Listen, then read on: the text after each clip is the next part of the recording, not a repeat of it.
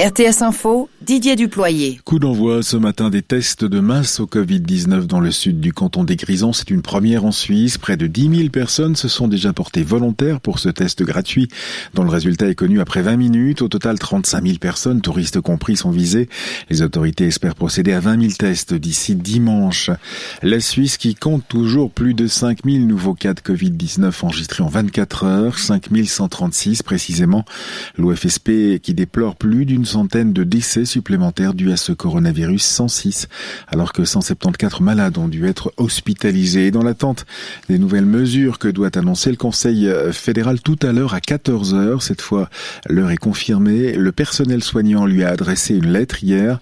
L'Association suisse des infirmières et infirmiers relève que de nombreux soignants ont déjà atteint leurs limites et sont à bout de force, beaucoup d'inquiétudes donc, et des demandes au Conseil fédéral d'agir et de prendre des mesures drastiques supplémentaires uniformes sur tout le pays.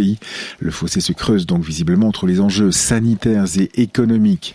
Enfin, coronavirus oblige en sport. La Coupe de Suisse de volleyball sera disputée cette saison uniquement par les clubs de Ligue nationale A. Décision prise par le comité central de Suisse Volley.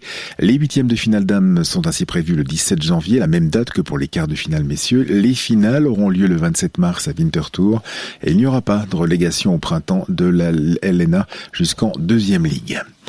Les demandes d'exportation déposées notamment par Crypto pour des appareils de codage, ces demandes d'exportation restent suspendues. Le tribunal administratif fédéral n'est pas entré en matière sur les recours déposés. La décision, dit-il, dépend du Conseil fédéral. Un gouvernement qui, en juin dernier, décidait de suspendre toutes les demandes de permis d'exportation jusqu'au terme des enquêtes pénales menées par le ministère public de la Confédération. La justice vaudoise a condamné ce matin un activiste climatique. Ce jeune homme de 21 ans écope de 125 jours amende à 30 francs avec sursis pour avoir bloqué le trafic lors de manifestations à Lausanne. En revanche, il est acquitté pour son action main rouge. Il avait apposé une main couverte de peinture rouge sur la paroi d'une succursale lausannoise de Crédit Suisse en mars 2019. Enfin, la chute d'un arbre à Vevey en 2014 qui avait rendu une adolescente paraplégique. Cette chute d'un arbre ne débouche sur aucune condamnation pénale. Les 3 professionnels renvoyés en justice ont été acquittés ce matin par le tribunal de l'Est vaudois. La présidente du tribunal a conclu que les 2 employés du service des parcs et jardins de la ville n'avaient pas les compétences nécessaires pour prévoir la chute de cet arbre. La pourriture du tronc et des racines n'était pas visible à l'œil nu. En revanche, le 3e prévenu, un spécialiste des soins aux arbres mandaté pour un contrôle, a fait preuve, lui, d'une imprévoyance coupable.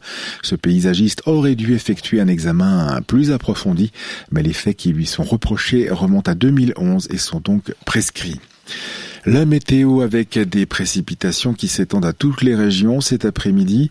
Une limite de la neige d'abord en plaine avant qu'elle ne remonte vers 1000 à 1200 mètres, sauf en Valais, en amont de Martigny où elle restera en plaine, cette limite des flocons. Demain, il y aura des nuages et des précipitations localement abondantes.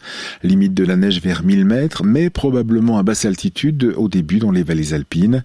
Dimanche, encore des nuages et quelques averses le matin, puis passage à un temps sec et même assez ensoleillé, surtout dans les Alpes.